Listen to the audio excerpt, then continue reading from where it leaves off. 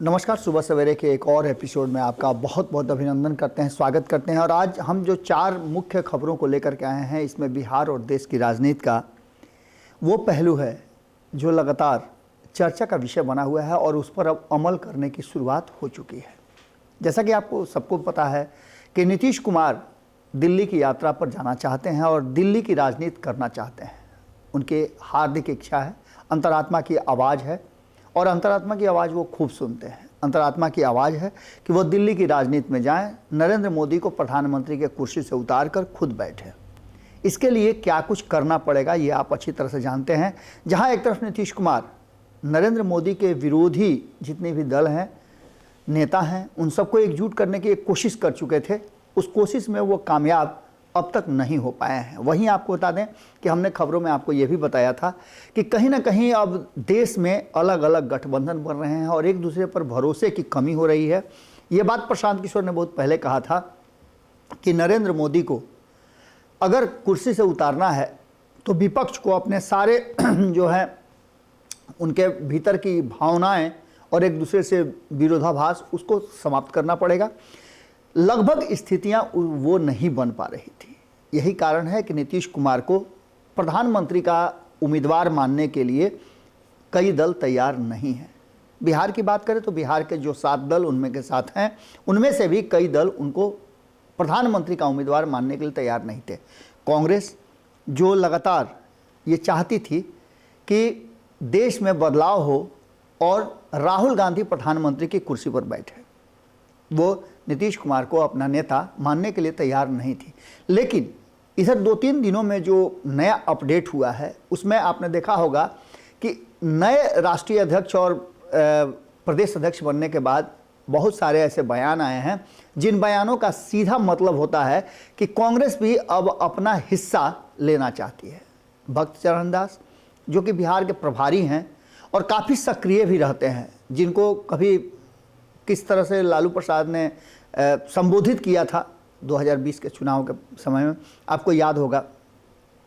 उन सब बातों की चर्चा नहीं करते हैं। तेजस्वी यादव के साथ बंद कमरे में दोनों की लगभग 1 घंटे के आसपास बैठक हुई है।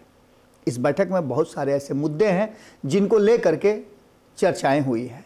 सूत्र बता रहे हैं कि इस चर्चा में सबसे बड़ी चर्चा थी कि नीतीश कुमार को तत्काल पटना से दिल्ली की यात्रा कराई जाए और प्रधानमंत्री की जो उम्मीदवारी है उस पर वर्तमान में विराम लगाई जाए। हालांकि इस बात को लेकर के ललन सिंह को भी आपने देखा होगा कि वो स्पष्ट तरीके से कह चुके हैं कि संख्या बल के आधार पर कोई प्रधानमंत्री बनता है और नहीं बनता है। नीतीश कुमार को लेकर के उन्होंने स्पष्ट कहा कि नीतीश कुमार में वो सारी क्षमता है जो प्रधानमंत्री की कुर्सी तक पहुंचा सकता है। अब ऐसी स्थिति में आप इस बात को समझ लीजिए कि नीतीश कुमार को हर हाल में दिल्ली पहुंचाने की, दिल्ली भेजने की तैयारी शुरू हो चुकी है, क्योंकि नीतीश कुमार के पीछे एक बड़ी लॉबी है जो इंतजार कर रही है कि नीतीश कुमार बिहार छोड़ेंगे तभी उन्हें सही स्थान मिलेगा। तेजस्वी यादव को मुख्यमंत्री बनना है और इसके लिए वो हो सकता है कि कुछ समय के लिए कांग्रेस को मना लें। वहीं आपको बता दें कि जदयू के भीतर भी कई ऐसे नेता हैं जो चाहते हैं कि नीतीश कुमार केंद्र की राजनीति में जाएं और बिहार में उनका एक छत्र राज हो जाए। ऐसी स्थिति में नीतीश कुमार को दिल्ली भेजने की तैयारी पूरे जोर शोर से शुरू हो चुकी है। वहीं अगर बात करें तो ललन सिंह और कुशवाहा की नई पारी शुरू हो सकती है। नीतीश कुमार को यदि दिल्ली भेजने में ये सफल हो गए, जैसा कि आपने देखा भी होगा कि ललन सिंह भी ये चाह रहे हैं, हमने पहले भी बताया आपको कि नीतीश कुमार दिल्ली की राजनीति में अपना पूरा पैर अंगद की तरह जमा ले। रहा सवाल प्रधानमंत्री बनने का, तो संख्या बल और क्षमता के आधार पर प्रधानमंत्री बनने की जब 2024 का परिणाम आ जाएगा उसके बाद चर्चा शुरू होगी, क्योंकि संसदीय दल अपना प्रधानमंत्री और नेता चुनता है। उसमें देखना होगा कि किसके पक्ष में क्या वोट जाते हैं। इन सब के बाद सबसे पहला लक्ष्य है नरेंद्र मोदी को कुर्सी से उतारना और इसमें कोई भी इधर उधर की बात नहीं है। जहां एक तरफ उपेंद्र कुशवाहा ने सबसे पहले नीतीश कुमार को प्रधानमंत्री का सबसे उपयुक्त दावेदार बताया था, वहीं अब उस बात को समर्थन करते हुए ललन सिंह ने भी कह दिया है। इससे भी बड़ी बात है कि जहां ललन सिंह को कहा जा रहा है कि वो उप मुख्यमंत्री बनना चाहते हैं, वहीं दूसरी तरफ ये भी बात बड़ी तेजी से प्रचलित हो रही है कि उपेंद्र कुशवाहा को अब उप मुख्यमंत्री बनने की ललक जाग गई है। उन्होंने साफ तौर पे कहा है, जो मीडिया में खबरें चल रही हैं उसके अनुसार उपेंद्र कुशवाहा ने कहा है कि प्रधानमंत्री और मुख्यमंत्री बनना अलग बात है, लेकिन प्रधानमंत्री और उप मुख्यमंत्री का अपना विशेषाधिकार होता है। उन्होंने कहा कि नीतीश कुमार का यह विशेषाधिकार है कि वो किसे उप मुख्यमंत्री बनाते हैं। उन्होंने कहा कि मेरी इच्छा तो नहीं है, लेकिन अगर ऐसा होता है तो इनकार भी नहीं करेंगे। इससे पहले भी हमसे बातचीत के दौरान उन्होंने कहा था कि उनकी लालसा किसी भी पद पर जाने की नहीं है, लेकिन जो चीज़ें सामने आ रही हैं वो साफ बता रही हैं कि कहीं ना कहीं ललन सिंह और उपेंद्र कुशवाहा के बीच में उप मुख्यमंत्री बनने की जो होड़ है ये एक अलग दिशा में चल रही है। अब देखना होगा कि इस नई पारी की शुरुआत कौन किस तरह करता है। क्या ललन सिंह लोकसभा चुनाव तक इंतजार करने के लिए तैयार हैं? क्योंकि अगर ऐसी परिस्थिति बनती है जिसकी संभावनाएं कम नजर आ रही हैं कि नीतीश कुमार देश के सर्वोच्च गद्दी पर बैठें, तो ललन सिंह के लिए यहाँ बिहार में कुछ भी नहीं रह जाएगा और वो केंद्र में किसी बड़े पद पर आ सकते हैं। इन सारी बातों के साथ साथ एक नया जो बात है वो चर्चा में आ गया है। पशुपति कुमार पारस को लेकर के हमने कई खबरें आपको दिखाई जो लंबे समय से खबरों से बिल्कुल ही इतर थे। उनकी कोई चर्चा नहीं हो रही थी, कोई बात नहीं हो रही थी। केंद्रीय मंत्री हैं उसके बाद भी उनको तवज्जो नहीं दी जा रही थी, लेकिन उधर ध्यान आकृष्ट कराने के लिए, अपने ऊपर फोकस कराने के लिए उन्होंने कई ऐसे बयान दिए हैं जिन बयानों का मतलब इस बात से है कि उनका दावा भी है कई बातों को लेकर के। एक तरफ उनका दावा है कि हाजीपुर में उन्होंने कहा है कि चिराग पासवान को चाहिए कि वो एनडीए से बाहर होकर के महागठबंधन में चले जाएं, जिससे कि उन्हें मुख्यमंत्री बनने की रेस में आगे जगह मिले। उसके साथ साथ उन्होंने नीतीश कुमार को लेकर के भी बहुत सारी बातें कही है। उनका कहना है कि नीतीश कुमार से बिहार के लोगों का भरोसा उठ चुका है। नीतीश कुमार ने जिस तरह से 17-18 सालों तक बिहार के लोगों का दोहन किया है, भ्रमित किया है, उससे अब बिहार की जनता उनसे ऊब चुकी है।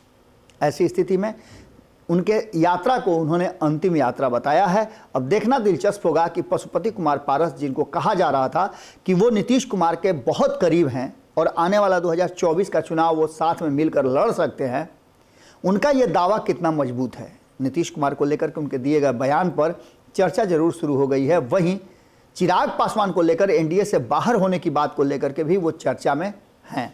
अब देखना दिलचस्प होगा कि उनके दावे में कितना दम है और क्या 2024 का चुनाव वो एनडीए के साथ लड़ेंगे या फिर महागठबंधन के साथ लड़ेंगे, ये भी फैसला होना बाकी है अभी।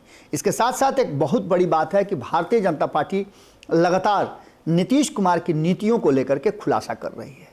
जब भी सवाल ये किया जा रहा है कि 17 साल नीतीश कुमार के साथ अधिकांश समय आप भी सत्ता में रहे हैं, तो भारतीय जनता पार्टी का सीधे तौर पे कहना है कि आप अपने परिवार के मुखिया की तरफ ध्यान दीजिए। परिवार का मुखिया के चाहने बिना या उसकी मर्जी के बिना कोई भी काम आप नहीं कर सकते हैं। नीतीश कुमार ने शुरू से ही केंद्रीय योजनाओं को तरजीह नहीं दी है। अगर नीतीश कुमार ने तरजीह दी होती तो आज जो उपेंद्र कुशवाहा है केंद्रीय विद्यालय की बात उस समय कर रहे थे वो संपन्न हो गया रहता, लेकिन सत्ता के लिए और सत्ता में बने रहने के लिए इस तरह का सेक्रीफाइस लोग करते हैं और आज वही नीतीश कुमार के पीछे पीछे चल रहे हैं। वहीं सुशील मोदी ने इन सारी बातों को रखते हुए कहा है कि बिहार में दरभंगा का एम्स अब तक बन के तैयार हो गया रहता अगर नीतीश कुमार ने केंद्रीय योजनाओं को सही ढंग से लागू करने दिया होता। सड़कों की बात भी वो कहते हैं कि कई ऐसी सड़कें हैं जिसको लेकर के अधर में लटका हुआ है जमीन को के चलते। और नीतीश कुमार ये बात खुल करके भी अपने अधिकारियों से कहते हैं कि केंद्रीय योजनाओं पर ध्यान नहीं देने की ज़रूरत है, जो योजनाएं राज्य सरकार की हैं उन पर ध्यान दीजिए, क्योंकि केंद्रीय योजनाओं के शुरू होने के साथ क्रेडिट लेना शुरू कर देती है केंद्र की सरकार और नरेंद्र मोदी।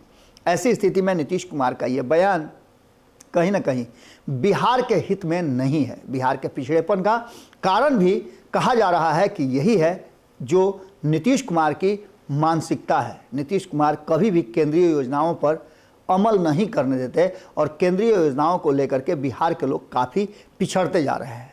रहा सवाल कुछ सड़कों का, बिजली का, तो ये सब कुछ केंद्र दे रहा है। उसके बाद भी नीतीश कुमार का पीठ थपथपाना अपने आप कि हम कर रहे हैं ये सरासर गलत है। ऐसी स्थिति में बिहार के विकास के लिए नीतीश कुमार का सत्ता और गद्दी से हटना बहुत ज़रूरी है। सुशील मोदी खुद जो नीतीश कुमार के साथ लंबे समय तक रहे हैं, उनका इस तरह का बयान निश्चित रूप से कुछ तो इशारा जरूर कर रहा है। बिहार में राजनीतिक रूप से काफ़ी कुछ बदल रहा है और इस बदलाव के साथ बिहार की राजनीति में कई ऐसे पहलू साथ साथ चल रहे हैं। अब देखना दिलचस्प होगा कि रेलवे ट्रैक पर दो गाड़ियों के आने के बाद आपस में टकराव किस तरह से होता है, उसका नुकसान कितना होता है। आपको पहले भी इस बात की जानकारी मिल चुकी होगी कि पहले नीतीश कुमार ही थे, आज से 5 महीना पहले डबल इंजन की सरकार से विकास की बात किया करते थे। आज दोनों इंजन, दोनों पटरियां पर चल रही हैं और इन पटरियों पर कभी भी एक्सीडेंट हो सकता है। जुड़े रहिएगा भारत लाइव के साथ, बाकी की खबरें बदस्तूर जारी रहेंगी। सीधी बात आपको बता दें कि आज के सुबह सवेरे में जो बातें हमने आपके सामने रखी, उससे आप कितना इत्तेफाक रखते हैं कमेंट बॉक्स में ज़रूर बताइएगा। और साथ ही साथ ठंड तो बहुत है, लेकिन ठंड में क्या खबरें आपको गर्मी नहीं देती हैं? अगर गर्मी देती हैं तो निश्चित रूप से आपका बदन गर्म है, आप ठंड से बच रहे हैं, तो कमेंट बॉक्स में ज़रूर अपने विचार लिखिएगा। बहुत बहुत धन्यवाद, नमस्कार। अगर ये वीडियो पसंद आई और वह बिहार के राजनीति और बिहारियत से सरोकार रखेनी तो सब्सक्राइब बटन दबा के चैनल के सब्सक्राइब कर ली। ओजे एगो घंटी बा, ओकरा बटन दबा देला से कुल सटीक और मारक खबर रुआ मुफ्त में मिल जाई। अगर रुआ पत्रकारिता के हमनी के नया प्रयोग में सहयोग कर चाहतानी तो ज्वाइन बटन दबा दी। पेटीएम नंबर नोट कर ली 9386816700। धन्यवाद।